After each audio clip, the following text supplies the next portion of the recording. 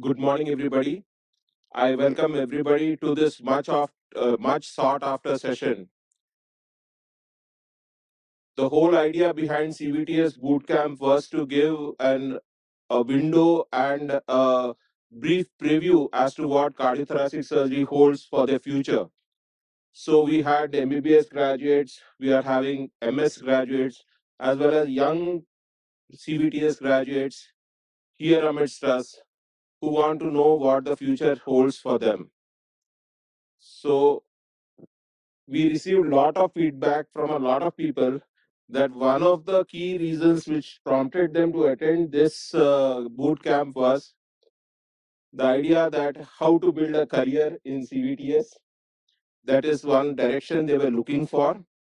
And second is what are the future modalities for this specialty of ours. We have often come across many people saying that cardiologists are closer than what you think. Your branch is going to shut out and you are going to be jobless. So these are, and most of the surgeons themselves say, don't come into this specialty. So here we are trying to really find out what the truth is all about. We can't have a better panel than this. We have with us Dr. Lokesh Rao Sajja, who is such an who has just recently relinquished his presidentship of Indian Association of Cardiothoracic Surgeons. He's now the senior past president. And then we have with us Dr. Gokhale sir, the pioneer of transplants, the first transplant of the Telugu-speaking states, heart transplant as well as the lung transplant. We have with us our old alumnus, Dr. Ali. He is in it to give us a perspective of foreign fellowships. He himself has done his fellowship from Canada. And we have somebody from us, also from my alma mater, Sri Chitra, Dr. Balasubramaniam, who has taken up thoracic surgery and has excelled so much in thoracic surgery as a career. So all of us here at some point have strayed away from the beaten path. They've explored certain dimensions and tried to make a career from themselves. So without wasting much time, Sir Lokeshwara sir, I would like to ask you the first question. How do you see the future of cardiac surgery?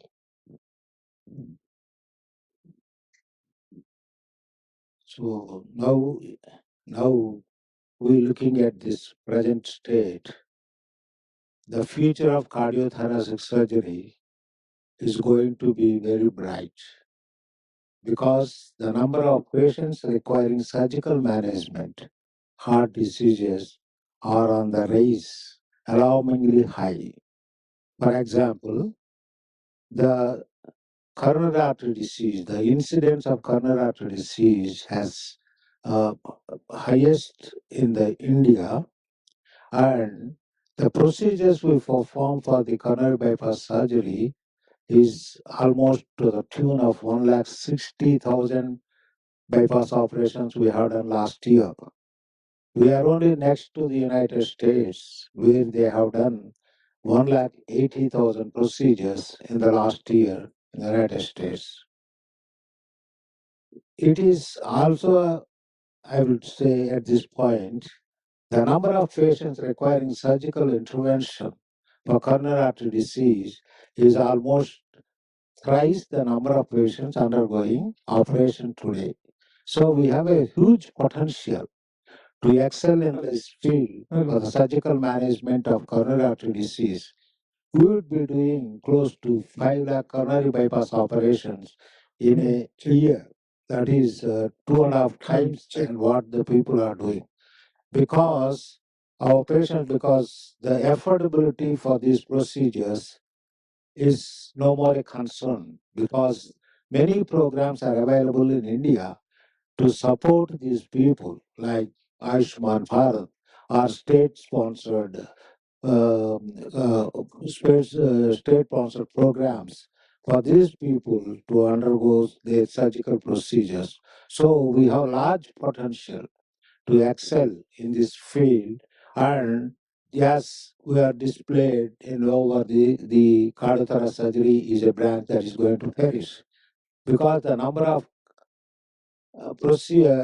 diseased patients is much more than what they are now. And also, many of the patients who are treated with PCI are going to come for CABG at a later date. So, the it has got a very good potential and also a great challenge ahead for the people who take up the discipline. We have to treat the patients that after PCI, we have to revascularize those patients which are associated with higher comorbidities and also not that great patients to do just like percutaneous coronary interventions. So that's why there's a large scope for the young people to do the services to the patients who are suffering from coronary artery disease. Similarly, because these are all under displayed, despite what is there in the public press or in the social media, that the number of procedures, surgical procedures are coming down. If you look at our Indian statistics, we have done more than 11% of CABG procedures compared to the previous year. That itself shows that there is a potential, very good potential for our branch to flourish. And also, there are so many patients who require our surgical intervention and treat those patients. So this branch is not going to, perish. And there are huge number of patients, and there are also many patients with so many complex diseases that cannot be handled with percutaneous techniques are going to come, and we have to address their problems also. So the cardiothoracic surgery at present has got a very huge potential, particularly in a country, very populous country, and probably will beat out any of the Western countries by numbers within 3 to 4 years. So that's why the trainees of cardiothoracic surgery, DNB or MCH, or the surgeons early in their career should focus on learning things right and also do some research, because I strongly believe that some Western will look for the solutions for the problems we have in India. It is us to look at and solve our own problems. And probably you can showcase your knowledge and also help the rest of the world to treat the diseases or the complexity of the disease that we encounter in the country. Will also help them to adopt those techniques in the Western countries.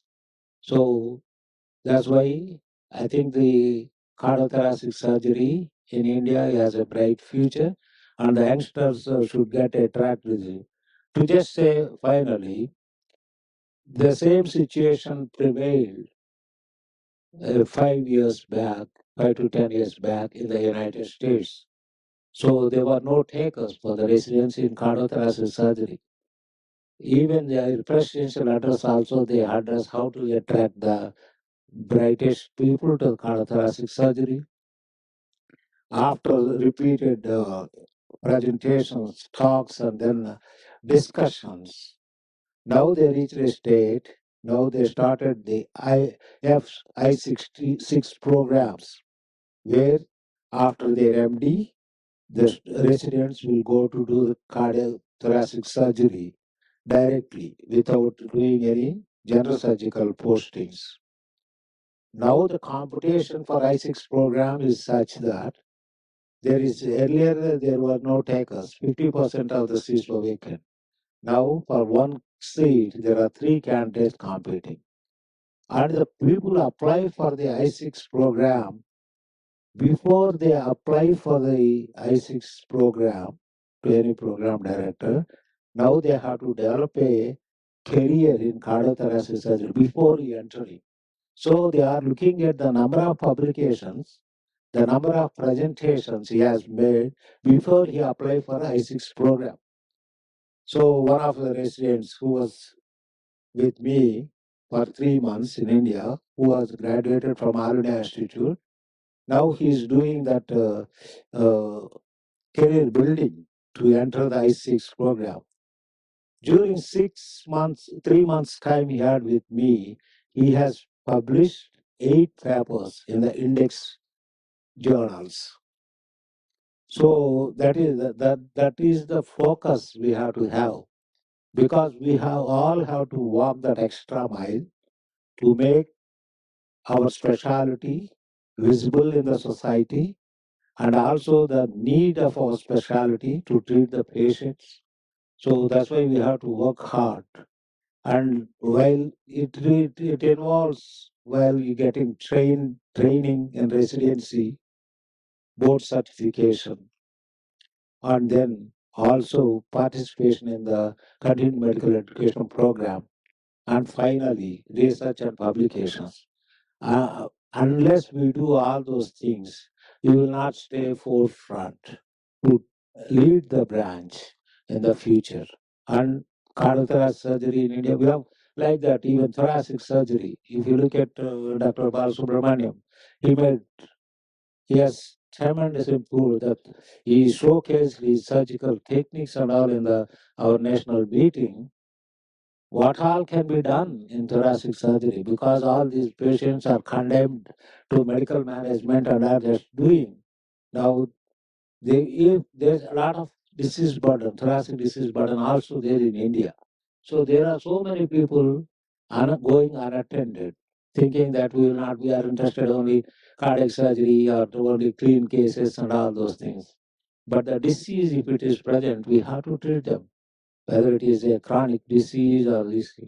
So that's why at least people, when you start doing the residency, and you can also identify yourself, which areas you can excel and specialize, subspecialize in those things, so that individual groups can deliver things to the this thing. So cardiothoracic surgery in India has a bright future. Not only in India, all over the world it is. The number of cardiothoracic surgical procedures are increasing everywhere.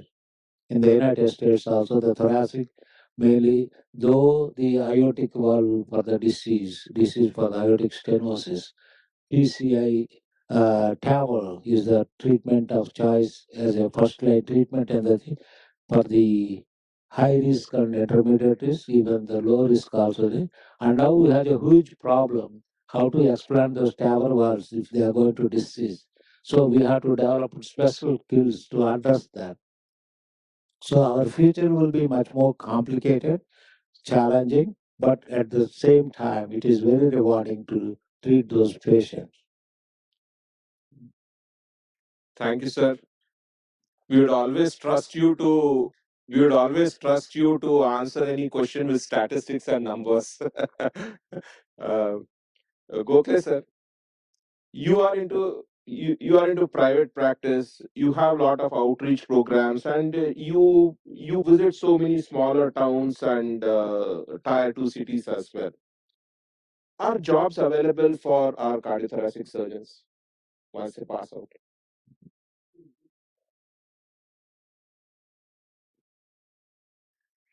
Very good question on.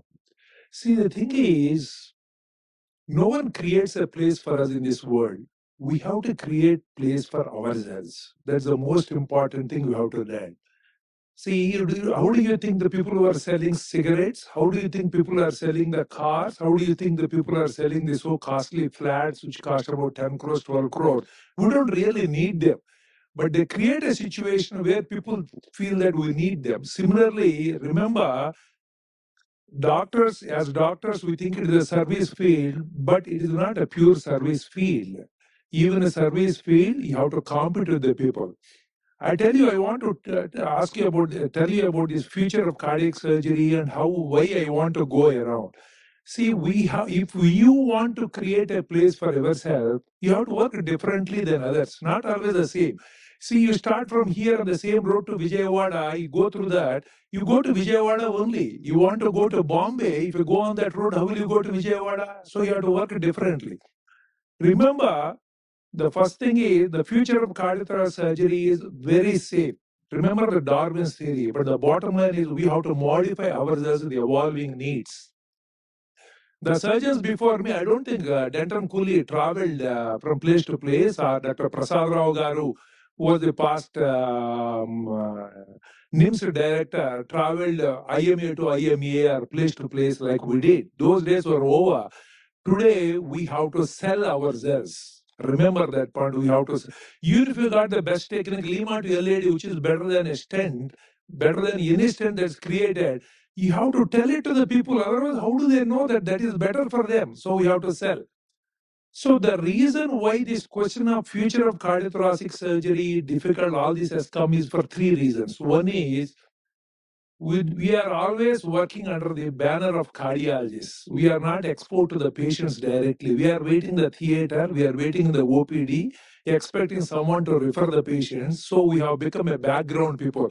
Like anesthetists are behind us, we are behind the cardiologists. So we are never exposed to the people. So we have to get out of this. Like a urologist is exposed to the people, like a neurosurgeon is exposed to the people.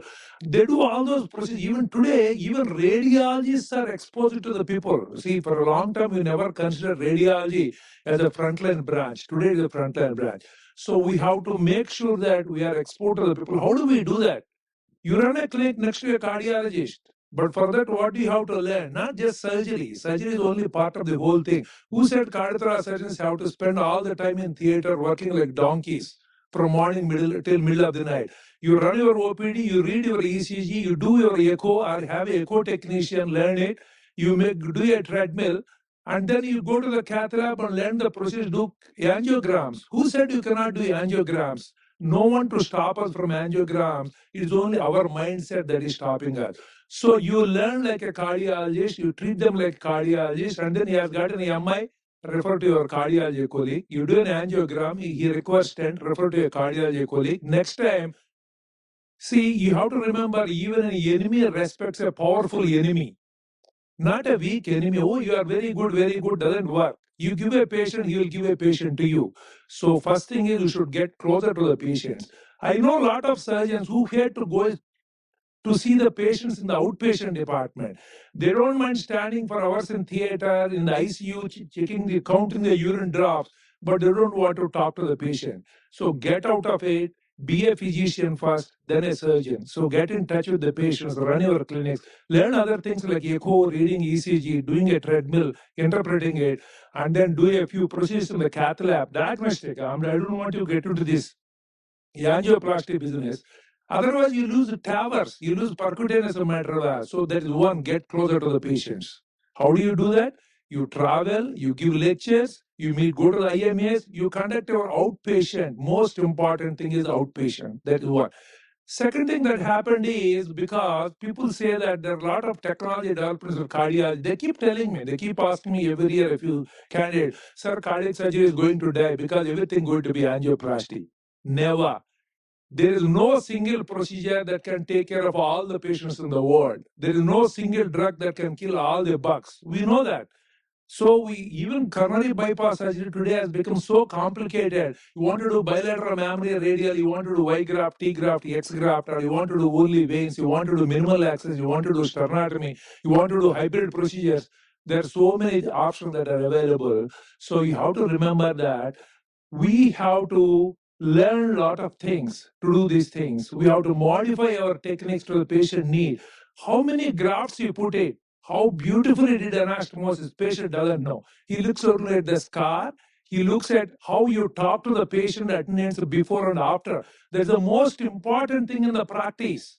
People don't realize the best students often fail in the practice, whereas an average fellow who has a lot of social circle, he rules the world. This is because social skills are most important.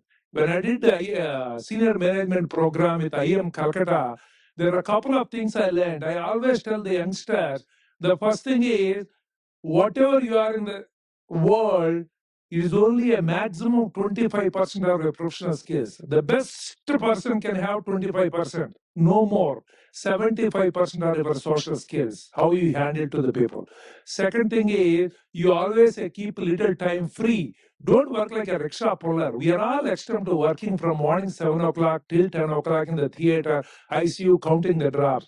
Just keep a little time so that you learn the new techniques, the developments. Otherwise, you'll go away in the field. So there are always developments. Stay with the developments. Why do you have to do transplant? Why do you have to get into the minimal access surgery? If I want to compete with the youngster, I have to learn the latest things. I have to be in the market. The moment you stop running, you lost the game. So always learn new things. Go to new places. Go to the new surgeons. Call them to your place. See the developments, what is happening. These are all very important to read. That is the reason why even now, almost every alternate year, I go to a center anywhere in the world, spend about 1 week, 10 days, and then learn how they do it. I keep learning, even doing a simple aortic valve replacement in a different way from different surgeons. So today, what I am is a mixture of hundreds of surgeons, not just myself or my training in Nizam's Institute here. So you have to be on your toes, learn new things, develop interest in that, contribute, go closer to the patient. That's the reason why I have to go out, even today. Yesterday, I was in Guntur to conduct my OPD. I don't have to do it. Patients come to me, I don't have to do a lot of work to do that. But why do you have to do minimal access surgery for 4 hours, 5 hours? People come to you who is doing minimal access surgery, who is doing a transplant. You make yourself that these people should look for you. How do you do that? By choosing a different path, not always doing the same path, going along the 100 people. You sell it, you are one of the 100 people. So this happens in all the professions. And the third thing is, what we could not do, but what you people have to do is work as a team. Work as a team. 2, 3 surgeons working. One day you are in the OPD, the other surgeons are operating. The other day you are in the cath lab. 2 days in the operating room. And one day you do research, as the location Rao said, or just get out, go to a movie at 5 p.m. with your family, with your friends. Be normal. One of the problems people are scared in cardiac surgery is the lack of time. Lack of time for the family, for the self. That we have to create. Who will give time? I always think, American president has got 24 hours. I also got 24 hours. How could he achieve those things? Why am I not struggling here just to do one case a day? That is because how we divide our time, how we plan our time. Everything you have to think, you have to plan. Be ready for tomorrow, today itself. I think this is the advice I have for you guys.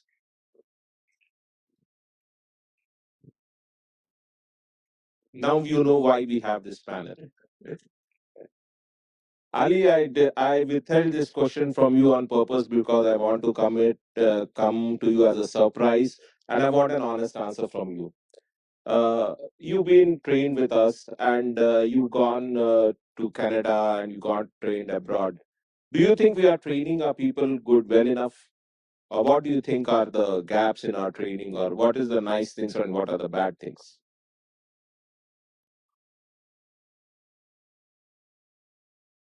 It's a very difficult question to answer. That's why he asked you. Yeah. I want honest answer. That's why I didn't give you See, to be honest, what I learned from Nizams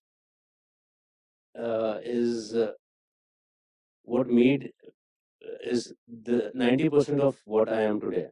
Right. So this was seeing all my seniors and taking inspiration from them,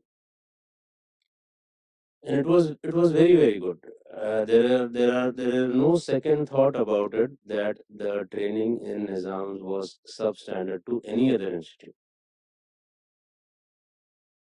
I learned about not only about adult cardiac surgery, about complex congenital surgery, thoracic surgery, aortic aneurysms. It was a complete training program across the board. And because vascular was not there, it helped us to focus on cardiac only. Suppose vascular was also a part of the training, okay, we might have some additional this thing about vascular, but when it comes to practice, there is a need to sub focus on on a subspecialty. For us, this was already made because it was only an adult cardiac and a pediatric cardiac and a thoracic program. Vascular was already out of our focus in a way. So it helped us to channelize. And now going abroad, uh, I guess going abroad, see, we could be a very good cardiac surgeon even if we do not go out of the country. But when it comes to two things, one is developing a career, and second thing, as Dr. Gokhale said, taking a path which is different from the rest. So a foreign fellowship helps you stand out from the rest, particularly in your private practice or anywhere else also. Also, it opens a lot of other avenues for you. Like, you do not need to be restricted to a job only in India. Your foreign fellowship may open the doors of a lot of other countries also. And if somebody can build onto it, like go one step further and go for board certification, then the world is your playground. You can work anywhere in the world. So again, just summarizing, you can be a very good surgeon. NIMS made me what I am today. But a foreign fellowship gives you an extra push. You may not learn anything new as far as skills are concerned, but it's a different dimension. It opens to you a different dimension which helps you to build your career. That is what I would say. Sir, you had fellowships in some of the best institutes of the world. What is your take on a foreign fellowship? Do the current lot of surgeons who pass out, do they need to work towards getting a foreign fellowship or not? And if yes, why? If no, why not? I strongly believe that a fellowship in a foreign country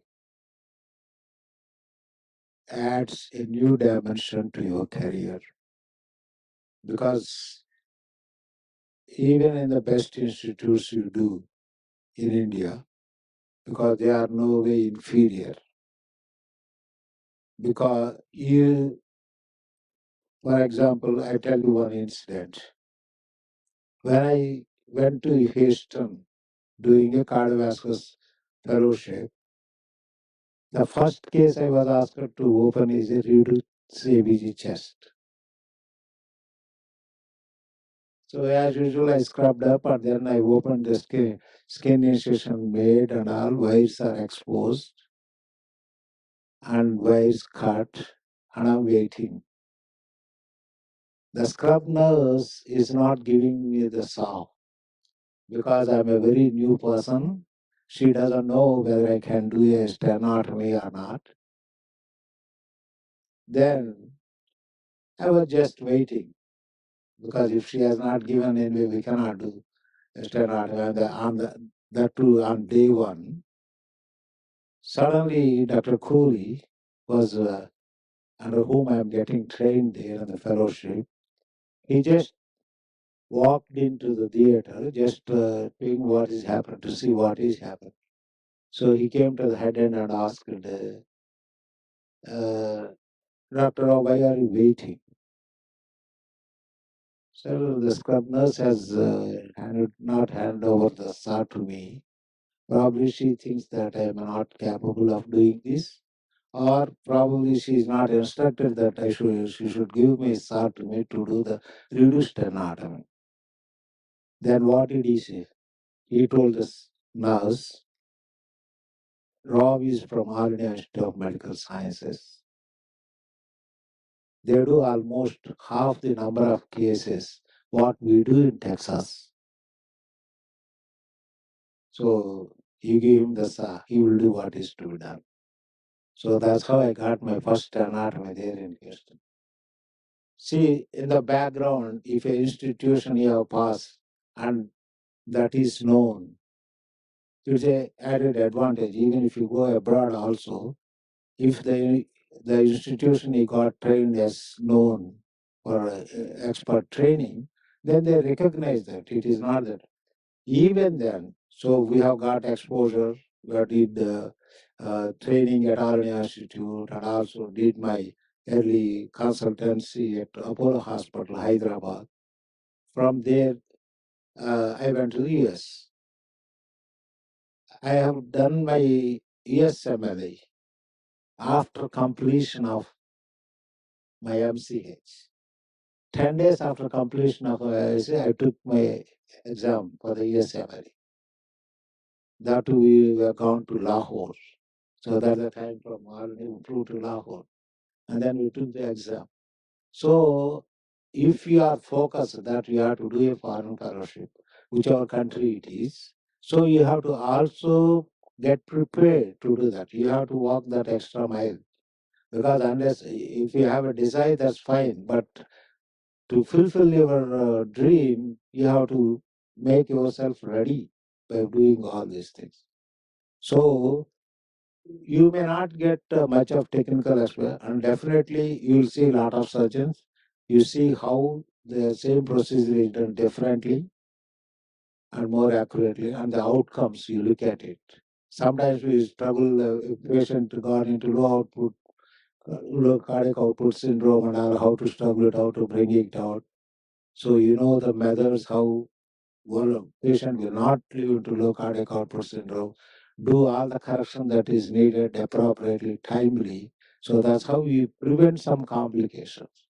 So basic training will tell you a lot of things, but looking at somebody in other center where they are doing, particularly when you choose a center to go, you must have read about the center and what are the technical expertise they have and how they are specialists in that field. So you will add some extra knowledge, few more technical skills you adopt. So that will, so 1 year fellowship overseas would definitely will help. And also the attitude, your attitude will change towards the patient. That's an important thing that you have to develop. Because in the early, cardiac surgery, all our mentors are, very difficult to sometimes work with. My boss is Professor Venugopal. People might have known how hard to work with him. We used to go to rounds at 6 a.m. and return to home at 2 a.m. That used to be our routine schedule. It is not except on Sunday. So those hard days are very deep. But now it is not the scenario. So you can plan, you can have your own time, but management of time is very important during early your career development. So you should develop skills, you develop how to socialize yourself, and you have to market yourself, and all those things should be there. So 1 or 2 years of fellowship abroad will definitely add a new dimension to our attitude and also your career for this thing. Okay. So your take after CMC, you have been to Australia, you keep frequently going abroad and getting trained. You think we can do away with a fellowship and just focus on training in bits and pieces? Or what is your take on these? Yeah, I think I have a little different opinion compared to the previous two speakers. But in my days, when I finished my training in at CMC Velo in 1990, before many of you were born, probably, that time we hardly did any surgery, did a couple of closed mitral valvotomy, which of course the procedure itself has disappeared, and then opened a few chests like that. Those days we did not get, I did not even harvest a single vein for bypass surgery those days. Assistant professors, senior people used to do it. When I came to Nizams also, senior assistant professors only used to harvest vein for Prasad Rao Garu. I worked with the Professor Raj Gopal. We used to do a lot of other surgeries. See, what is important here is those days were different from today. Today, almost every procedure is being done, and there are many institutes, many surgeons who are as good as the best in the world, if not better, because the way we manage the number of cases with such a low cost way we manage. What costs about 60,000 costs here hardly $2,000-3,000. CABGs, pediatric, you name repairs, you do whatever it is available here. So I don't think today it is essential. This is the other side I'm looking at. It's not essential. But what is important is that we have to keep interest in learning things. Suppose you're in a good place like Alni Institute, Nizams, it's fine, it's good, you're lucky.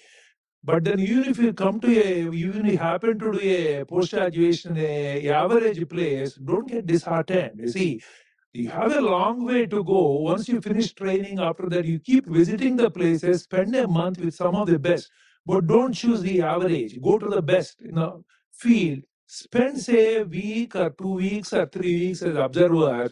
Keep repeating it. What I learned in 1 year in Australia, like I spent 3 years in Australia, 1 year in America. What I learned those days is not the only thing that is taking me forward, like my frequent visits, interact with the surgeons, seeing the procedures. Today, I prefer to visit a hospital, spend time with surgeons to know their way of thinking, their approach to various problems. Suddenly, oh, this can be done this way also. I've been doing this procedure for the last 20 years, but this seems to be a different approach. These things you have to learn, talking to the people, interacting with the people, go to the centers. That is more important than just going for 1 year after the thing that I'm at the top of the world. Those days are over. Today, there are many centers where you can go and visit in the country as well as outside country. But one thing you would learn, as Dr. Lokesh Rao said, is you should spend some time with the people abroad, either as a visiting or a fellowship, whichever way you get it. Their attitude is totally different from the attitude we have seen here. We are senior surgeons who are yet to change our attitude, and they are a separate species compared to us. We may have the same money, we may drive the same Mercedes Benz, we may stay in a bigger house, etc. We may do more surgery, but the way they look at treat their junior, the way they treat their colleague, the way they talk to the people, the way they are more balanced, that approach is something we have to learn to make this place better.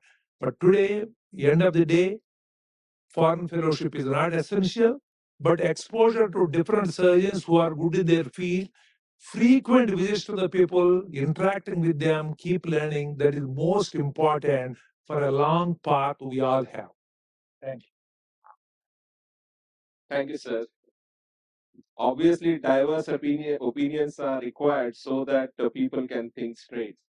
Uh, but there's one person who chose a different path even before thoracic surgery was made glamorous the way it was. And at a time when nobody used to consider thoracic surgery as a separate track, he is our man who has decided to take it up as a career ahead. What prompted you, sir? And how has the journey been so far? And how do you see thoracic surgery growing in the country? Uh, so, uh, I'll be very frank here. I trained in Sri Chitra in the same institute that Amaresh Rao is from.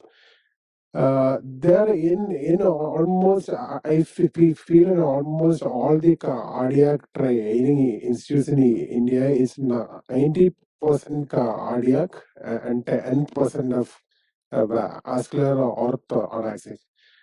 So in Sri Chitra is 95% cardiac and only 5% of thoracic. So whatever I am doing now, around 90% of that I haven't seen in my MCH at all. So how did I get inspired? By accident. So when I came back to join in Sri Chitra as a faculty after my MCH, I trained in railway hospital Perambur for a year where to get hands-on. So it was all pure cardiac. I had not done any thoracic. Came back to Sri Chitra where you have a thoracic and aortic wing. So there were no vacancies in cardiac. So I was actually forced to join in vascular and thoracic. But when I joined there for the first time, I realized how variant the spectrum in thoracic is. So in 6 months, I realized audio thoracic is not only audio. You have around 20 to 25 procedures in thoracic other than the AVR or the CABG or the MVR and the ASD. So then I got interested in that. In a year, I was pretty okay in open. So I actually learned my open technique, refined my techniques in open lobectomies after my MCH. And then slowly moved into bats because we had a small bats card there that no one used to use. So there were no staplers or anything, but we started with some lymph node biopsies, things small, and that slowly evolved into regular VATS program.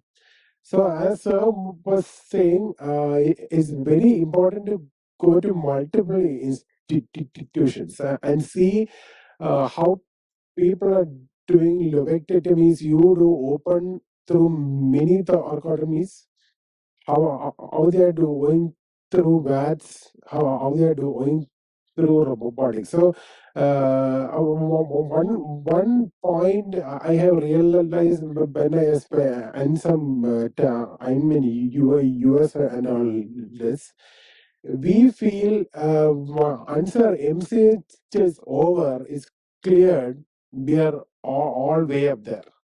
They actually start training after the MCH is over.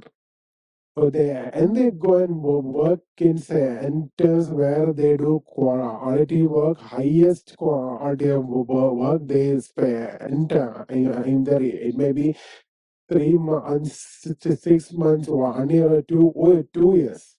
They go into another center. So they may go for VATS in one center, you only portal has in another center, robotics in another center. So I have done that. So I have gone to each center or each urgent see their work. Then you come back to India where you already have patients here. It's not like you don't have work here. So once you train and you come back here, you automatically find that your patients whom you have to operate are already here. So then it's just a question of refining your skills. So it's very important to uh, go out of the usual track. No, so many people are in the usual track. We have to. There are a number of other areas now. Vascular is a huge area. Aortic alone. Aortic alone is a specialty on its own. You can leave cardiac completely. I know people. Muhammad Idris is my junior in Sritra. He is into aortic alone now. So when you go off the beaten track, you can actually set up your career earlier.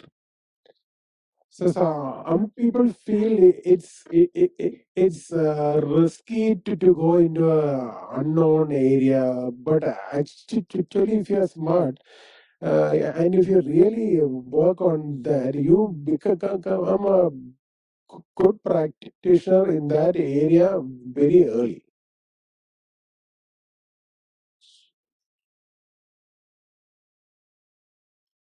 We have only one guy here who is not even a CVTS surgeon. Technically. So- So, okay, I would say, let me rephrase the term, CVTS surgeon by degree.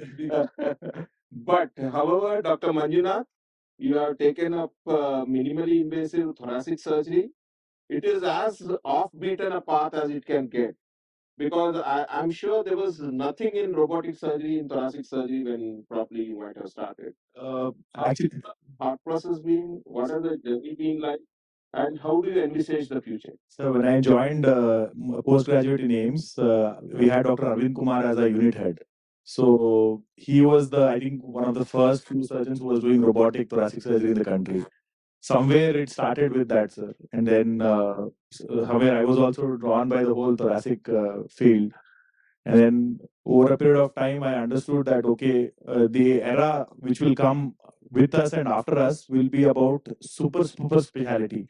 For example, for the postgraduates, you will in 10 years maybe see one aortic department in every super specialty hospital. You will see a valve department in every super specialty hospital.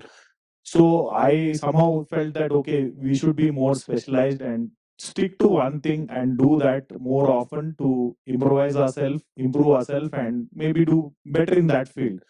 That was my thought process when I started. And in fact, many people told me that thoracic surgery is a poor man's disease, and it'll be a lot of morbidity and whatnot.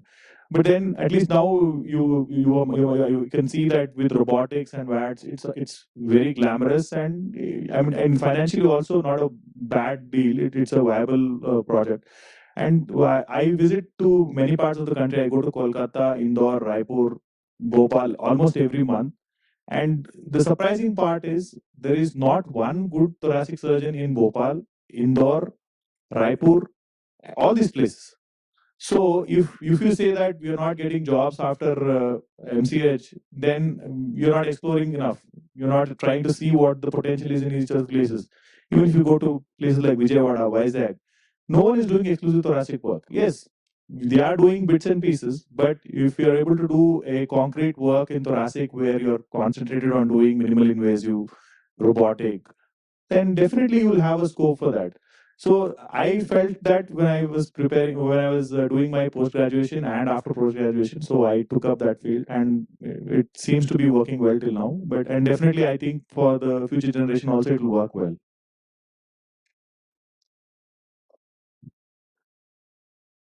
Ali, one question. How easy or difficult is it for an average guy to go abroad? And it is just like I take these exams and my path is cleared, or do I have to have mentors? Okay, sir was from All India. He might have had some teachers or mentors who might have guided him. CMC has always been a pathway to Australia, this thing. But you're not from any of that background. So how easy or how difficult was it for you to go? What kind of a path is it? I guess the scenario of international fellowships keeps changing because a lot of it is impacted by international politics and international regulations also.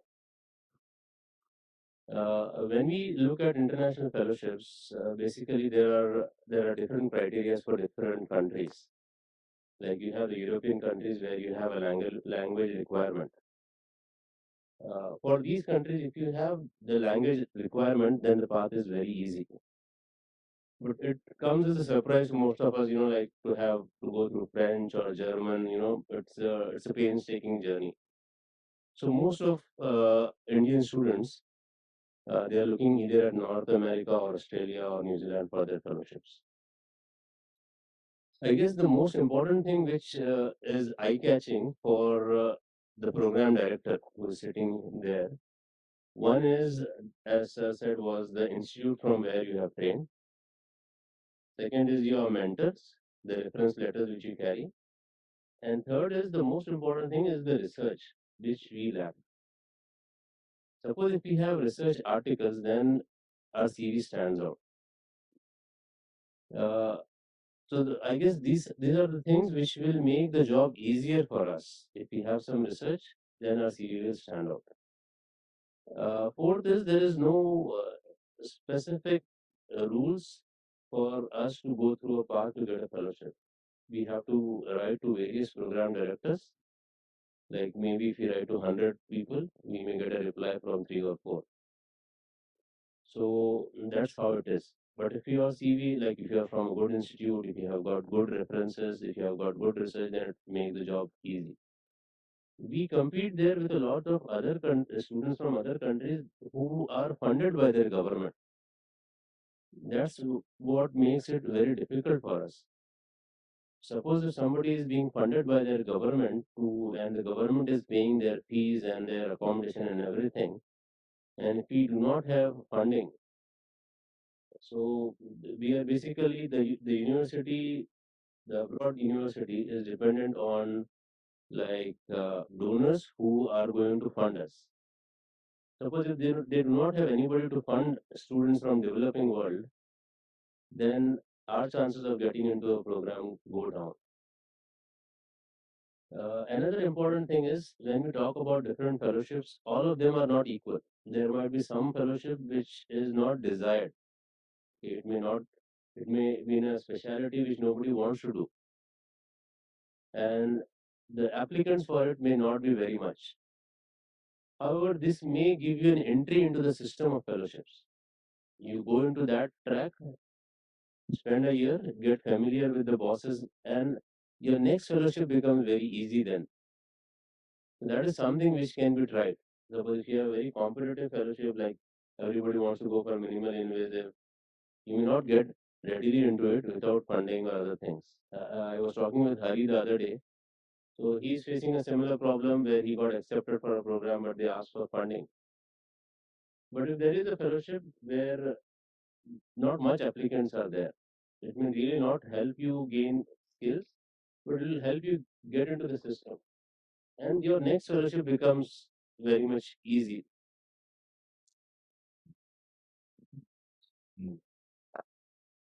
Yeah, getting these fellowships, because wherever you study, whichever medical college or institution study, it usually doesn't have much impact on how you get selected.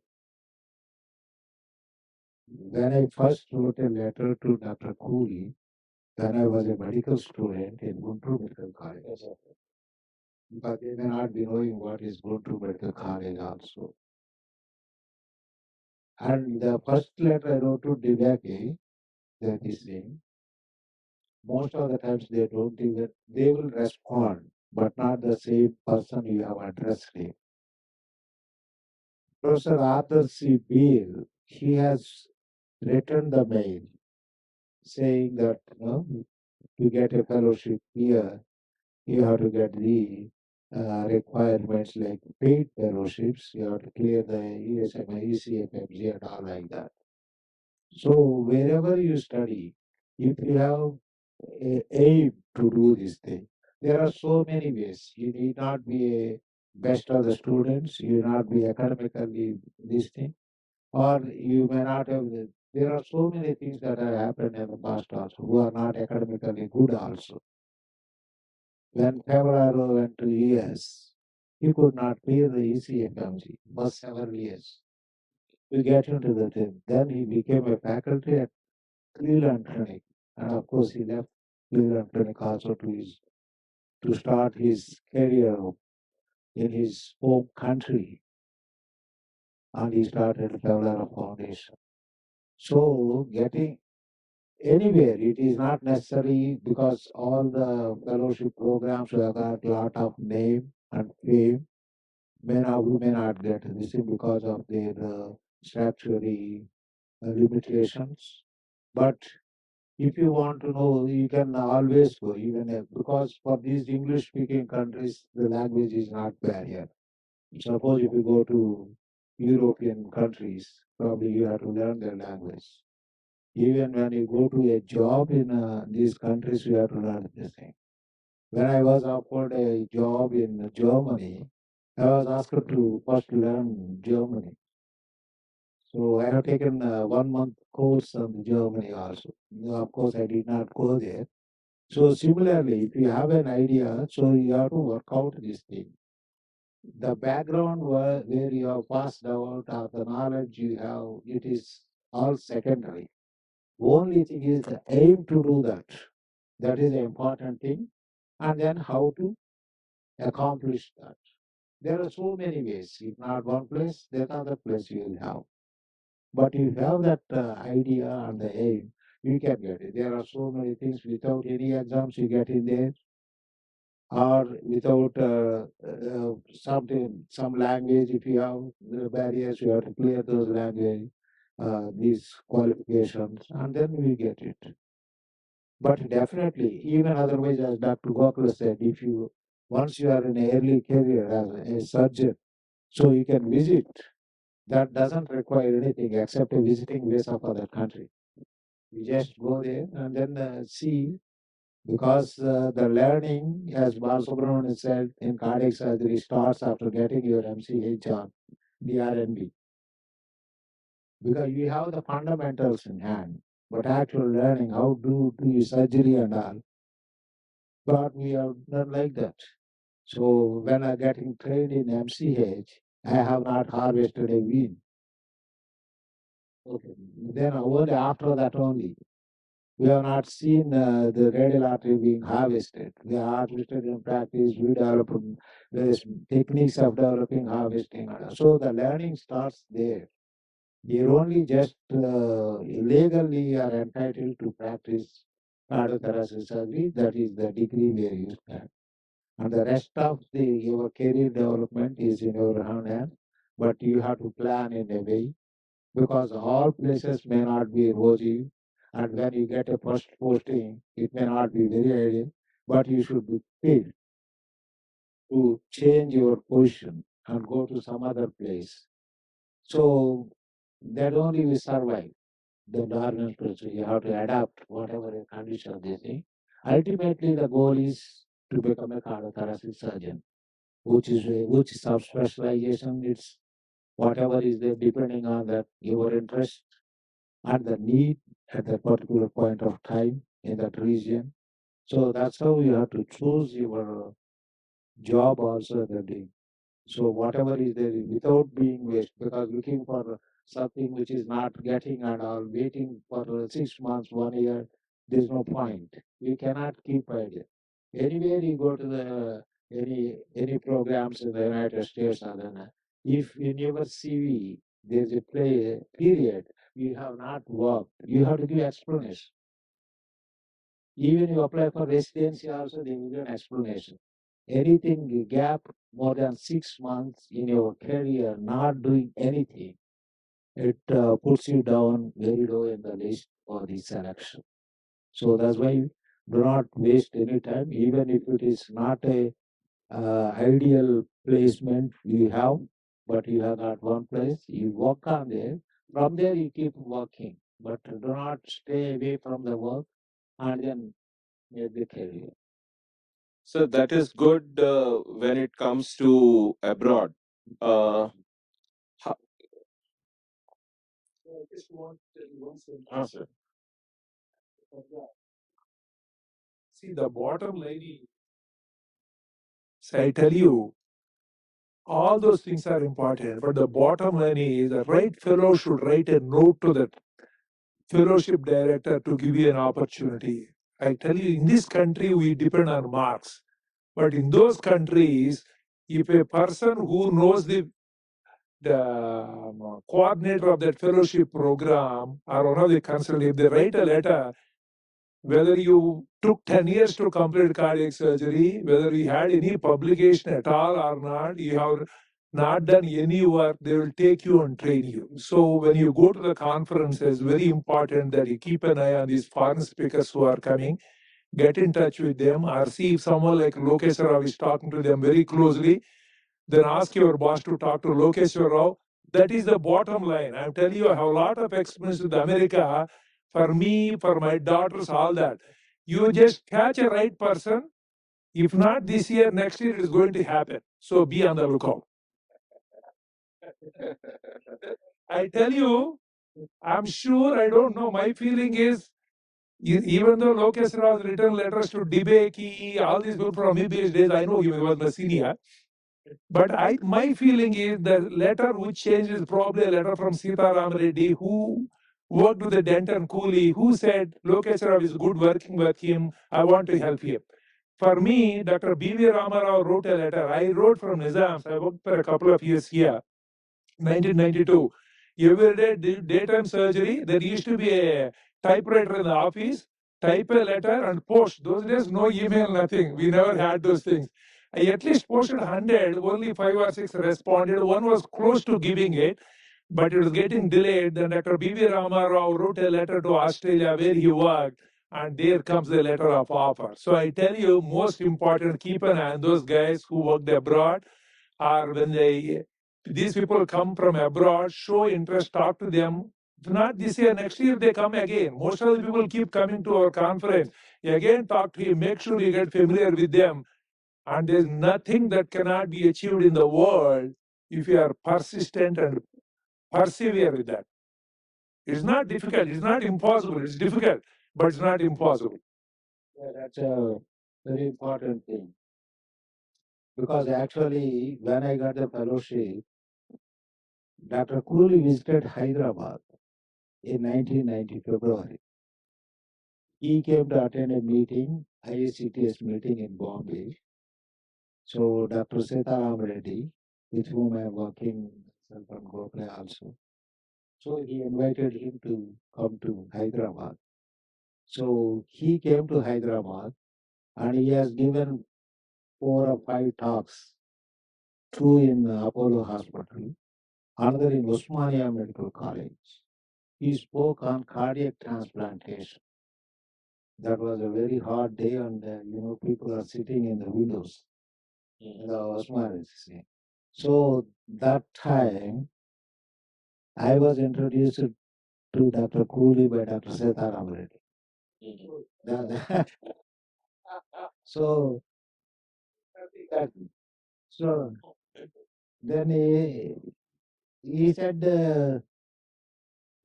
by that time, I have not completed my FMJ. He said, you just complete that, you will get to this thing. This year's residency selection is over, fellowship. So next we got it. So it's always better when you visit any conference, as Dr. Gokhale said, catching hold of the foreign speakers, and you express your desire to get trained. Then they will tell you how you have to apply. You can make a couple of mails, and then if you nowadays if you publish 1 or 2 papers on the speed, that really adds up, because he doesn't want any recommendation letter or anything like that. If you know to him, he will give. That's fine. And the word of mouth is really, even in the United States, all the residency programs also go by that only. But if you do not have any of these recommendations, also, if you say you are interested in this, and then we have also done little work, because they will look at the aptitude you have, not exactly what you have contributed, your aptitude. If that pieces it, you will get it. Now I have to find time to go. That is my problem. Sir, lest the impression goes around that if you know anybody, fellowship ka kaam ho jayega, you have to realize that you have people here who have built a lot of background work towards it. They have excellent academic credentials, they have excellent trainings, they have proven zeal to work and excel, and identifying this the right kind of people have recommended them for the right kind of jobs. No guy who has exposure to that system is going to refer a useless guy there patta with him.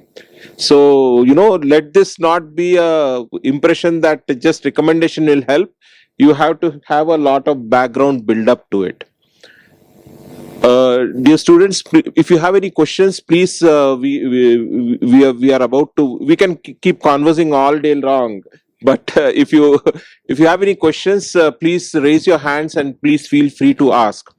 But sir, I would like to ask you, you have seen, you have been in private sector for so long. You are associated with a lot of academic activity as well as academic institutions. When a guy has passed out his CVTS exam, what should be his thought process when he wants to select a job? How should he select a job which he gets? Can he just take the first one he gets, or what kind of diligence should he do to get a job?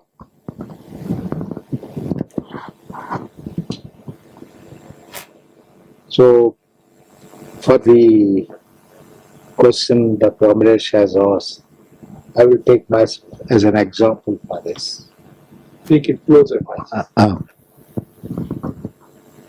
After passing my MCH from All India Institute, I came to Dr. Prasad Rao, NIMS, asking for a post of senior resident in this thing.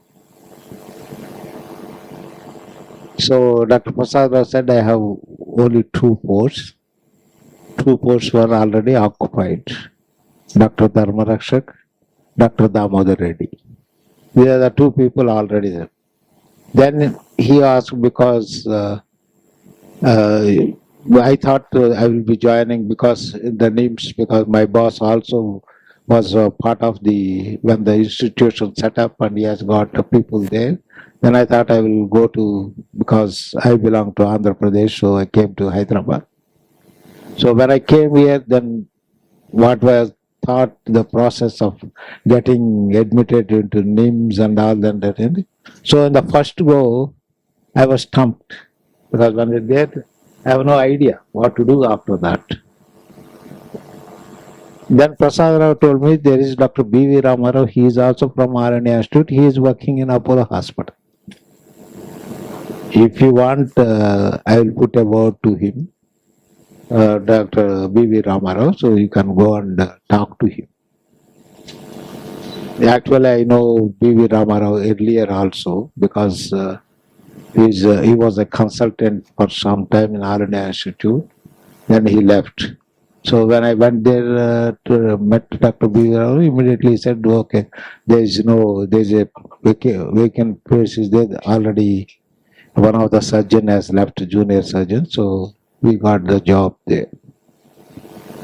So what I want to say is, once after clearing, somebody will have an idea what he would be or she would be doing after completion of the thing.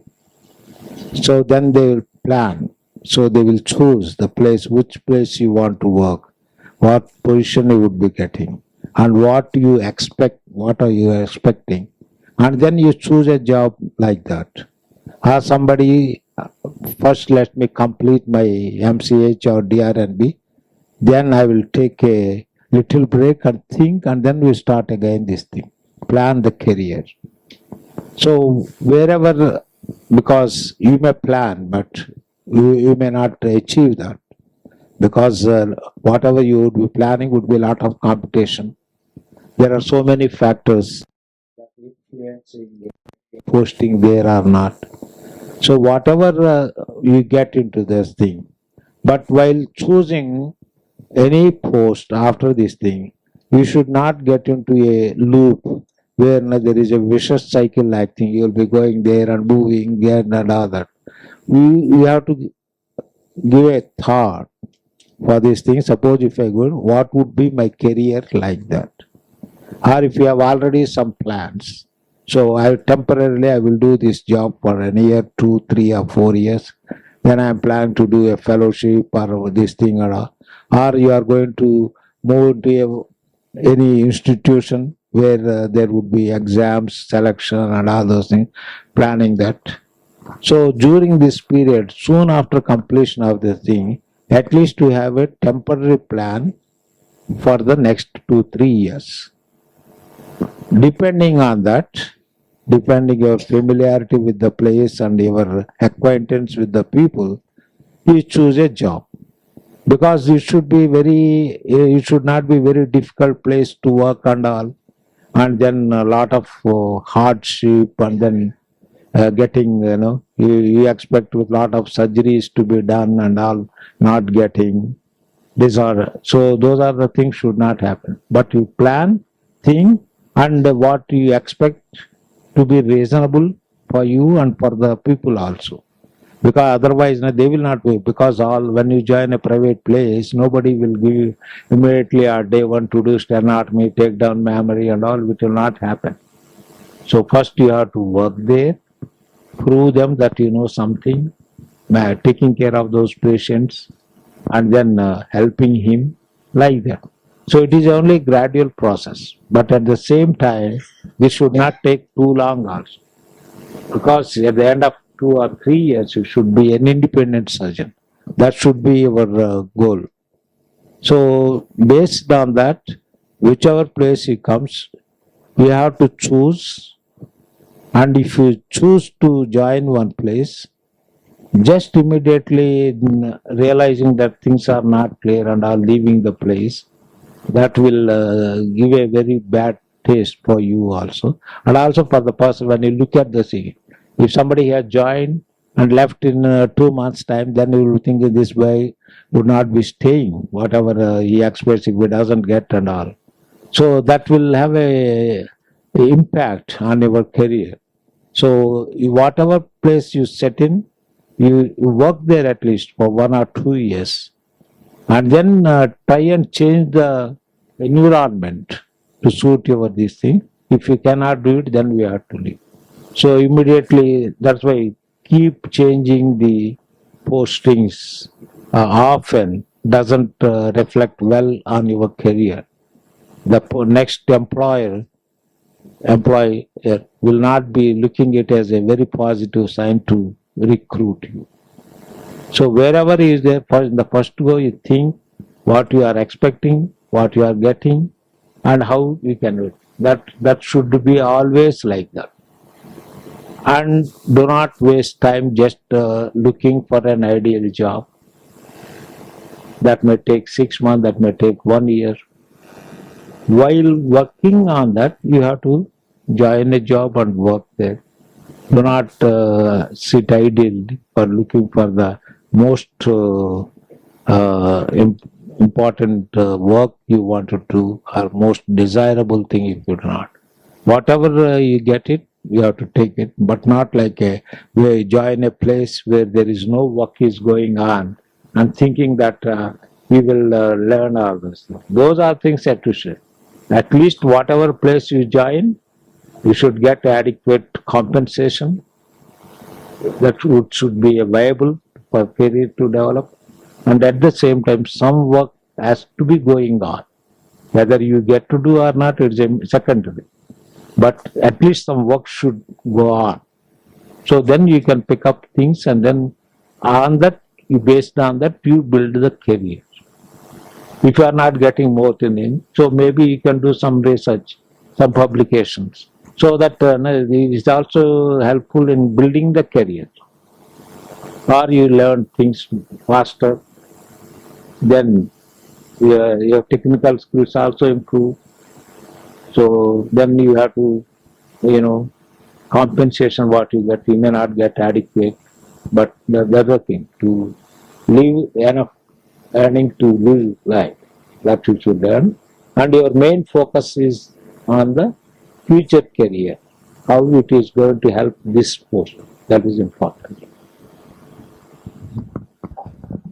Your take, how to select a job? Yeah, I think you should choose. Once you have a clarity on what you want to do, then immediately after MCH, choose a place in which direction you want to go. For example, you are interested in a transplant, you are interested in minimal access, you want interested in thoracic, you want interested in vascular. Choose the place, even if you are second, third in the list, get into that groove where this work is happening, provided you have clarity about what you want to be. Otherwise, choose a place where there is a reasonable volume center, and when you join there with a reasonable volume center, the exposure remains intact, and you will definitely get some opportunities because of the volume. Don't go to a low volume center, and don't go because you get paid much better than other places. All these centers where you are going, they'll pay you less than the centers where they are desperately looking for people. There you will not grow at all. So my take is that don't go because of pay, don't go to a low volume center, and you go to a place where your heart is taking you, some area of interest, even if you are third, fourth on the list, you will slowly ascend in that. And otherwise, go to a volume center. Wherever you go, stick at least a couple of years. Don't move. Thank you. So, we were not discussing about job opportunities here. So, I'll tell you facts about my specialty. You have 1 lakh patients who needs surgery in India. You have 60 or like 6 urgents in India. Yes, 60 in India. Even when they stand on their head, they will do 100 a year, 100 a month, 1,000 a year. 1,000 a year is, mind you, huge. So 60 into 1,000, only 60,000 operations can be done. I can assure you only 4 or 5 centers are there in India doing 50 cases or 500 a year. Only 4 or 2. No?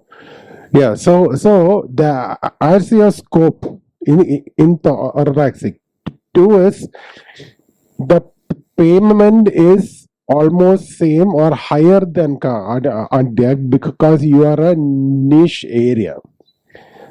Third one, no competition anywhere. You go there as a junior, you are the HOD there. No two ways about it. No low cardiac output syndrome, no re-explorations. So you have time to spend the money you earn. Good thing. So surely quality of life higher. So I don't think there is anything to think about. No, thoracic, cardiac. Actually, all this is very true. But the only other thing I want to add is there should be a passion and drive. This is, I think, for the youngsters. I think I feel that's what will push us more, because after a certain extent you will feel bogged down. The only way to keep yourself pushing is to see what's new happening. For example, robotics. Now there are new robotics which are coming with single port robotic. The whole system is single port. Now, in fact, maybe in 5 years down the line, all lung cancers may be treated with microwave ablation. So, having this knowledge and trying to see what we can do in that passion and drive, I think, will keep us more alive and keep us kicking. So we are almost reaching the fag end. Just to share a few insights, we a couple of years back we had a similar session where we had people from 8 different countries who have done fellowships and discussing things here. So for the benefit of the audience, I'll just share the take-home points from those discussions. In that discussion, what the panel felt was that if you are looking at fellowships abroad as a way for immigration, then probably that's not the better way. There are much better ways to go and settle abroad than just trying to get fellowships. That is not the way to go. Second, they said was you have to be very precise with whom you want to train and what you want to train in. There is no point in just randomly, like a random Brownian motion, you just go around. That may not. So even if as sir said, the next job is not going to take you where you are, you should know where you want to go and what you want to do. Third is, and a lot of people felt that, was that once you get trained, you should know where you are going to come back and practice what you are training. So we have seen plenty of people who have gone for transplant fellowships and they're not come back to work in a transplant center. So in a way, that has not really helped them. Fourth thing they said was that the fellowship which you have got, your brand value or the learnings will stay with you for a maximum of 3 years. Once you are at a place, once you are working with your colleague, even if you have a fellowship, that advantage you carry will remain for 3 years. After that, unless you spend these 3 years trying to get ahead of the guy working with you, you will all become equal. So These are a few things. I'm sure everybody is much more wizened by today's experience. I think we should owe our panelists very good claps, and we can take questions as well. Namaskaram to one and all. Sir, it has been really an exhilarating panel discussion, and it has inspired I think everybody who is downstairs. And sir, my name is Raviteja, and I have recently completed my post graduation in general surgery, and I have been working in ESIC as a CTVS resident because I had passion in CTVS from a younger age. I wanted to explore all the possibilities, and after 3 to 4 months of my residency, I have been very much passionate about forwarding through thoracic surgery, and I see myself at an endpoint. If there is an endpoint to it, I would like to in 10 years or 15 years or 20 years time, I would like to explore being a lung transplant or a heart lung transplant surgeon. And in today's scenario, the CTVS is not as it was 10 years ago. Even the premier institutes have subdivided it into adult cardiac, pediatric cardiac, thoracic, and vascular. So my question can is taking thoracic surgery going to help me go to the endpoint, or is CTVS like doing CTVS is a must in order to like become a heart transplant surgeon? And is doing these kind of thoracic or cardiac, is it must to do in a very premier institute, or a high volume or good volume institute which is doing the latest procedures and following good protocols, which is the better place to do? I would like to get inputs from all of you. Thank you.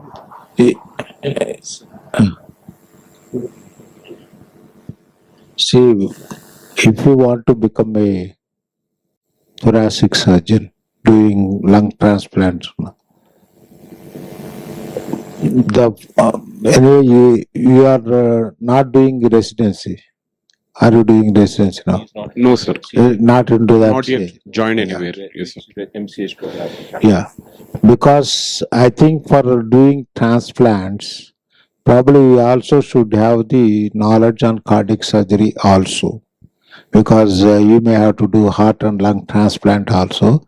So the preliminary training uh, encompassing all the cardiac, thoracic, and aortic surgery would enable you to become a good lung transplant surgeon or heart lung transplant. So the basic training in cardiothoracic and vascular surgery is very essential. And then you can subspecialize depending on the interest. If your interest persists after completion of the cardiothoracic surgery to branch out to thoracic surgery or transplant surgery, that will work out. I think everybody should know, even a thoracic surgeon also should know how to put a patient on cardiopulmonary bypass and taking out of cardio. In case of emergencies, if you have to put on cardiopulmonary bypass, the preliminary knowledge should have been there, upon which you should build a career, whatever the specialty you choose. I think that would be it. So now, just to answer your thing, MCH, or if I'm right, surgery or accident vascular splitting into separate tracks now. So you may soon. I'm not sure if it's already on. If you have an MCH thoracic track, what I see in the US and all is you have 2.5 years in thoracic and 6 months in cardiac. So that exposes you to annihilation, CAPB techniques and all.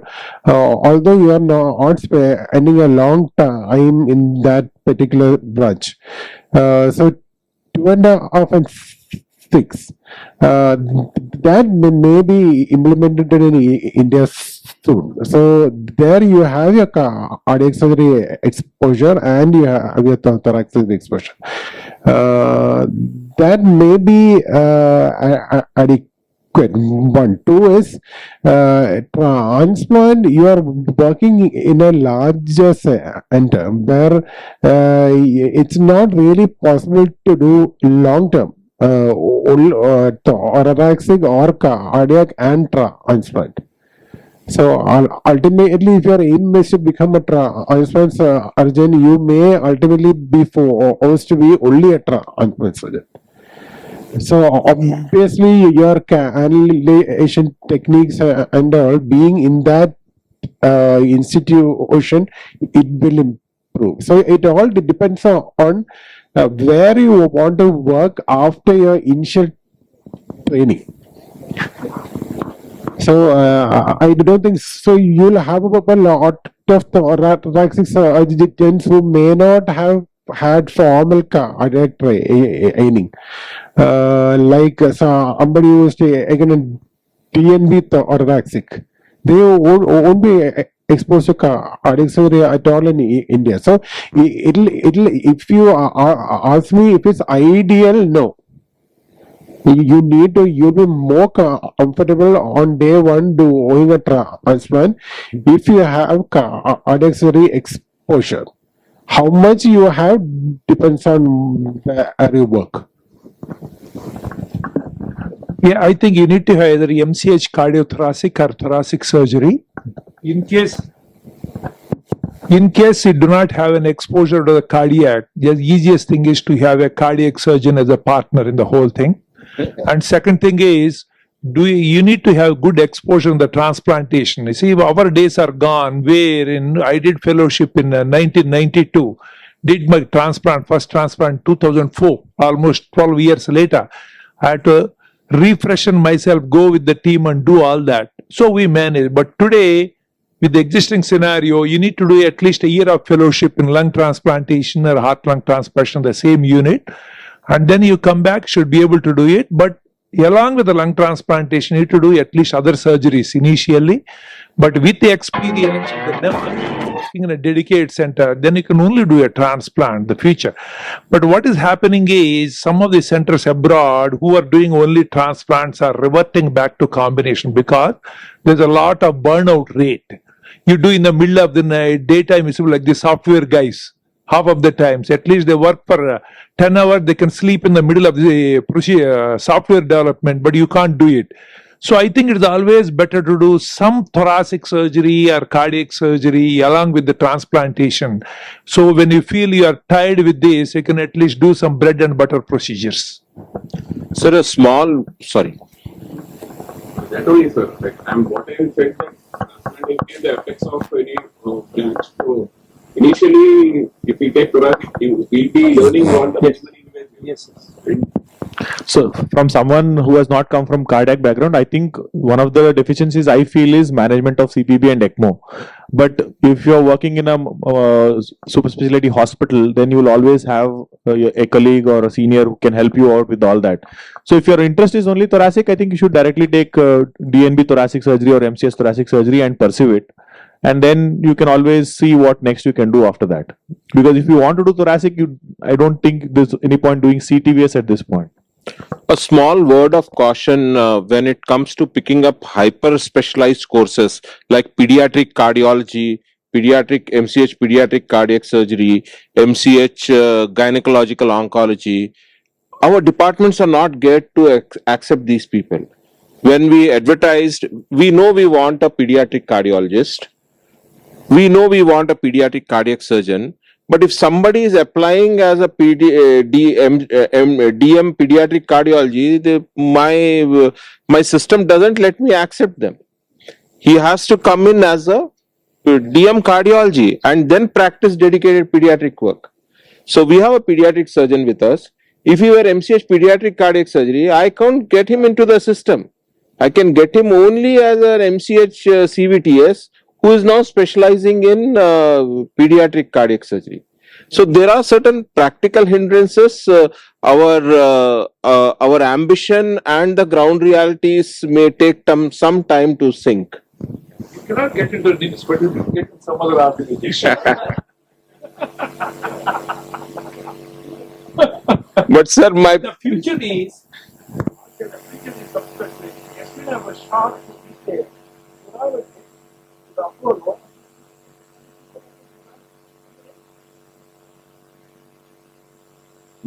Female. Urologist specialized in females. I said, oh my God, what is this specialty? What were they are different from men? But at that time, what the project yourself, push yourself. But neurologist, first time I heard that dedicated only for ladies. You heard it?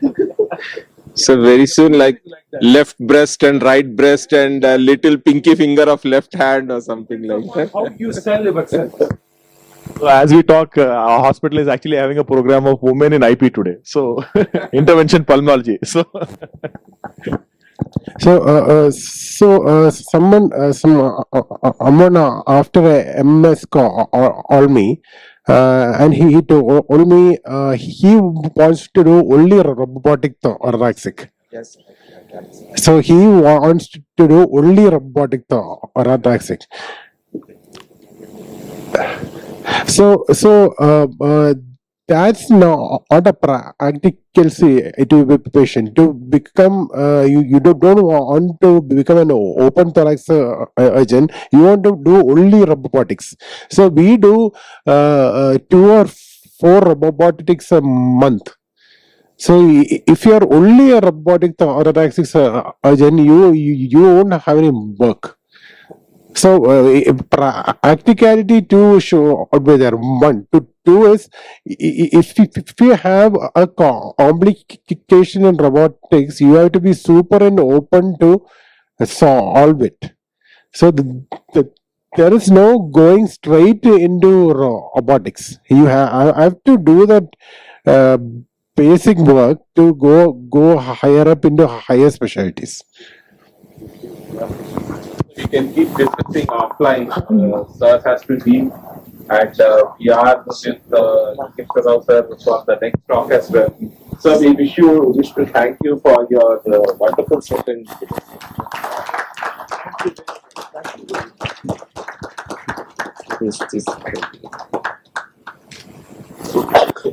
I request to give a token of thank you to Lokeshwar sir. Yes, yes. Dr. Manjunath sir.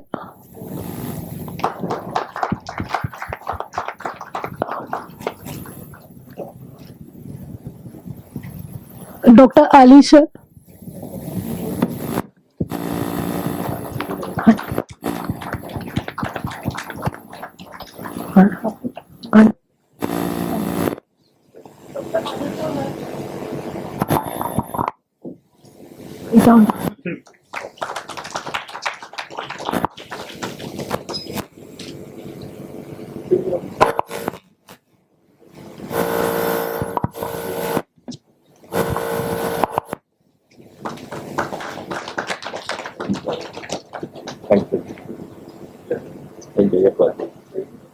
you.